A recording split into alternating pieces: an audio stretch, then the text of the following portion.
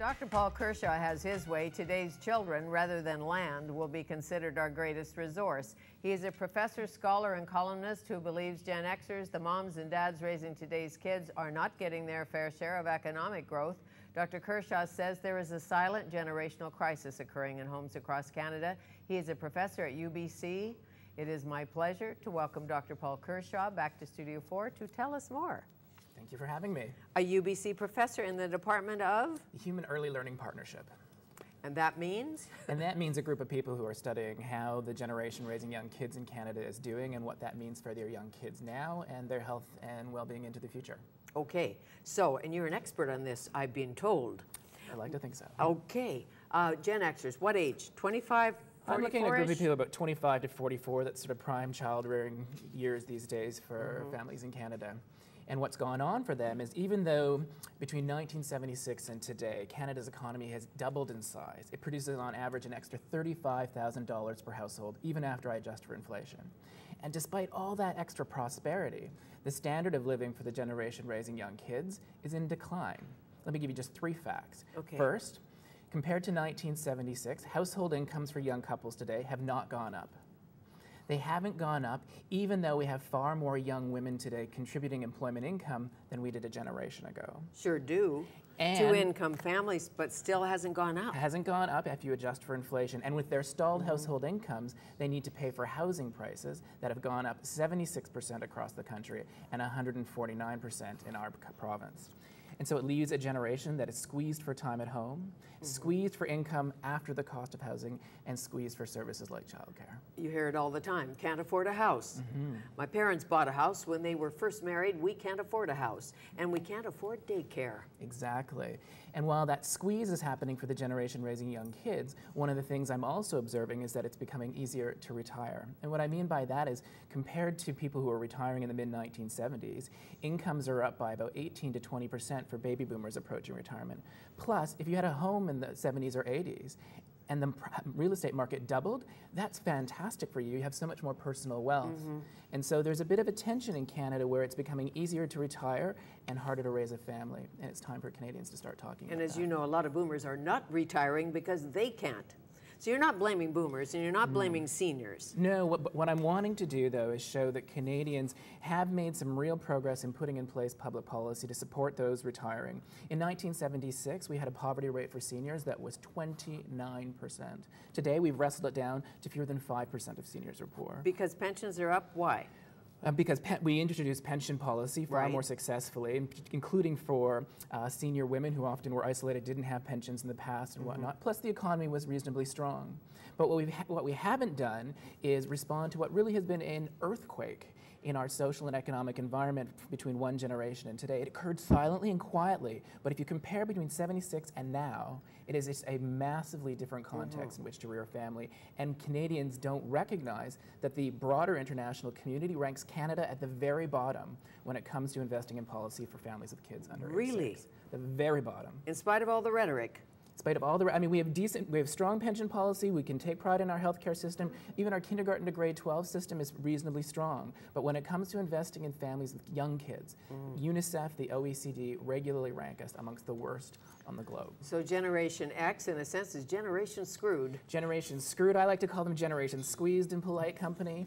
But I also think that part of the responsibility for this bad intergenerational deal does rest with Generation X, because we've taken that name Generation X far too literally, and we've exited the formal political arena. I mean, it's become too much of a badge of honor to say, oh, politics aren't about me. It doesn't matter if I vote. And so we don't. We are third less likely to vote than those who are older than us. And it seems to me that we care more about who's being voted off some island on TV and less who's being voted into Victoria. Okay, so more importantly, I not only am not voting, I'm not running for office. I'm not putting myself in a position to change things, to campaign for public policy. I don't mean some young people, but many young people, as you say, are voting people off an island rather than voting people into office. Yeah, I think one of the real constraints on greater participation in civic dialogue, to some extent, is that squeeze. And the time poverty, the time squeeze, it is a fundamental difference from a generation ago. When you now have 1 3/4 people, if not 2 people, working for the same household income, that 1 to 1.25 made Sure. a generation ago. I mean, just think about how much less time people have at home. And that means then they're squeezed for time at home in terms of doing the important work of rearing their kids and the aspirations they have for that, let alone volunteering and getting involved. Right, and we Zoomers are living longer, so we're going to die broke. We're not leaving you Gen Xers anything. Well, maybe we will, but you don't know. It's true. Boomers are living longer, doing more, working longer, all of that. So if you're waiting for the inheritance kids, maybe not coming. You say on your blog and in one of your columns in The Sun, think like a beaver. Yeah, right now we've had a Canadian senator recently charged that the beaver is some dentally deficient rodent, but I say that is it's crazy. I mean, when we notice a beaver, it tends to be when we notice a beaver dam. And as I was walking by one recently, I said, well, which beavers live in the dam? Which really embarrassed me as a question, because no beavers live in the dam. No, they don't. So I asked, why are they building the dam? And it turns out they build on the dam because the entire community of beavers depends on it for their standard of living. If they build a dam, they create a reservoir in the creek or river behind it. And if that reservoir is deep enough, they gain efficiency because they can swim faster than they can walk on land. And if it is deep enough, they gain security out of the reach of predators. And if it's deep enough, they have plenty of room to build woodsy little lodges for their families. And when there's a hole in the dam, they don't wait. No, they're very industrious, the beavers I know. The beavers, in fact, they don't wait, but they don't go and repair the dam because any individual beaver stands to gain. They go and repair the dam because they know that they all depend on that dam for their standard of living. And we used to think that way in Canada. Sounds socialistic to me. No, I think it's what good managers do in order to respond to changes in their environment. And that's what we did for our first century. We built public schools and universities. We built veterans benefits, unemployment insurance, workers' compensation. In one single year, the busiest policy beavers in Canada's history, the parents of boomers, built the Canada Public Pension Plan and the Canada Medical Care. Sure, the Lester Pearsons of the world. So things have changed at a federal level. Christy Clark, new premier, Christy Clark suggests that her focus is on the family. Families first. So as a professor who would give advice to a premier, what do you suggest? Well, I think that we have to all acknowledge here in BC and across the country that we've given up our beaver logic. Since 1970, we have been doing a lot of building in terms of expanding our markets and still building roads and bridges, although I'd say not enough transit. But we have been really slow, the history books tell us, to build social policy. And in particular, policy that will support the generation raising young kids today deal with a far different environment.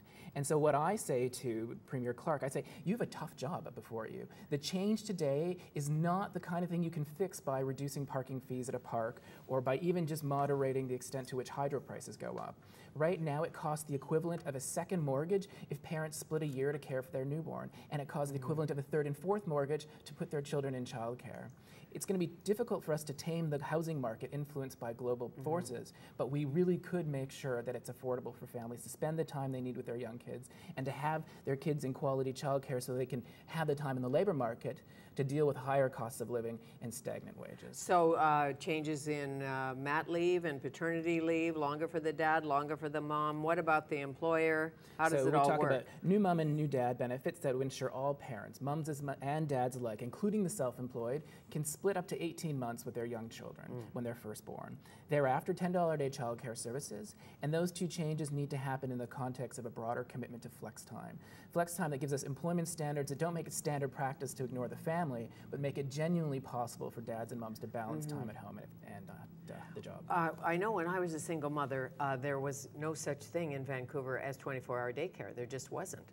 There wouldn't be today, really. Really? So if you work a shift, if you're a cop, you know, there are enough childcare spaces for just 1 in 5 young children in BC today, depending on how you cut it. And those spaces tend to cost on average about $28, $29 a day.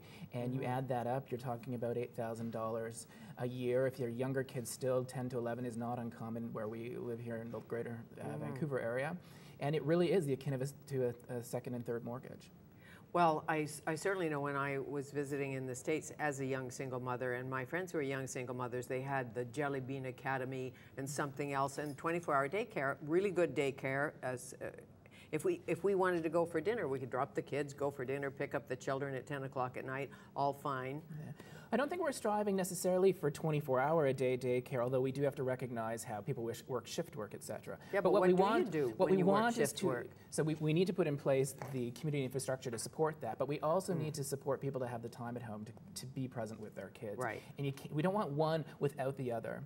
In fact, we have too often in Canada, I think, pit some parents against others in our political debates. You'll have one party say, well, how can we make it slightly more affordable for a mom to stay home? And others saying, well, how can we invest in childcare services? As if those two things are mutually exclusive. Sure. Well, in my day, they used to say, why'd you have children if you wanted to work? Well, I think they still say that today. You should read the comments in response to my column. Really? Yeah, what has been the response? When did you start this the new column not campaign? With the Vancouver Sun started in mid-September, and I've been talking about Think Like a Beaver now for the best part of 2011. And it's really intending to draw attention to this growing intergenerational breach, not to lay blame on any group of Canadians, but to prod us a little bit not to get stuck in stale debates. I mean, one of the things that does worry me is that, for instance, in our last federal election, what ignited the election? Well, it was the now official opposition saying, you know what, we still have a modest problem of poverty among seniors. There's more we could do. I totally agree. There is no reason in our country to have any poor or isolated senior. Right. But the poverty rate amongst families with children is 2 to 3 times what it is for seniors. And it worries me that we are not expanding our focus enough to see that the generation raising young kids today has a very difficult and different circumstance than the boomer generation did. Well, first premise, children are our greatest resource.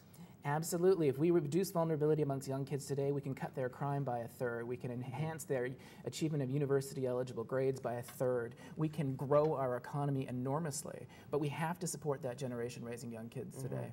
And that generation has to take self-responsibility as well. Join the revolution. That's right. I mean, they already have a great work ethic. They put in more employment hours and more unpaid caregiving hours than any other group of Canadians. And some charge that they're a bit consumerist because they've got fancy phones in their pocket. But it's not the generation raising young kids today that's buying big homes and granite countertops. If anything, they're buying fixer-uppers and condos without a yard, which is a big change over a generation. But it is the case that they have exited formal politics. And we need to encourage people to say, use your voice more effectively, especially at election times. You bet. And I think young people today can live better, live smaller, less is more. They understand that. They are the driver behind some of the green revolution, all of that. So it's not about that so much as flex time, quality daycare, and new mom and dad benefits to really make it affordable for parents to spend the first 18 months at home with their kids. And it's really about values. I mean, it's about getting back to basics in Canada and putting the family back at the heart of our values while acknowledging the diversity of households. And it's about how do we spend more time together and perhaps less on stuff. And how do we give choices to men and women alike to find that balance between home and the job, and also personal responsibility. If we put in place the enabling conditions, like these new mom and dad benefits, $10 a day childcare, and flex time, then people will actually have the opportunity to have enough time to earn money to pay for their own, and enough time at home to care for their own. Sure, but as you know, for years, going way back, there's been thoughts of a national daycare program. It never seems to get there. Whether you're for it or against it, we have to put the families back into Canadian values. That's exactly right. Essentially? I think that we talk as if family values matter, and we've just had a series of provincial and territorial elections this fall, and every political leader made sure they had a photo op with their spouse and children to convey that commitment. And they talked about families first and family values, but at this point, if we want to ensure the family remains at the heart of Canadian values, that kind of talk and those sorts of photo ops are cheap. We really need to start reallocating substantial resources. What it would take is about 2.8% of the prosperity Canada enjoys as a country today compared to 1976. And well, how did I come up with that number? Well, in the middle of the recession in 2010, the Dow Jones Industrial Stock Index, the biggest on the globe, paid an average dividend to shareholders of 2.8%. It's about, dividends are all about profit sharing. And so if it's good for the stock market, I say, why is that same 2.8% dividend not good for the generation raising young kids today? And 2.8% of the prosperity today compared to a generation ago is $22 billion a year. And with that investment, that's how we could get back to the basics in Canada of ensuring the family is at the heart of our values. It would address the time squeeze, it would address the service squeeze, and it would address the income squeeze after housing. And as you look around the globe at the debt and the deficits and the global warming and the Euro crisis and all of that. Don't ever let any falling apart. Don't ever let any Canadian say that we can't afford to invest in Generation Squeeze today, because between 2007, over a recession, we found an extra $22.5 billion annually to put into public medical care. So clearly we can find money for priorities. And the question that I'm asking is, do Canadians make the generation raising young kids today a priority? Why not? Thank you.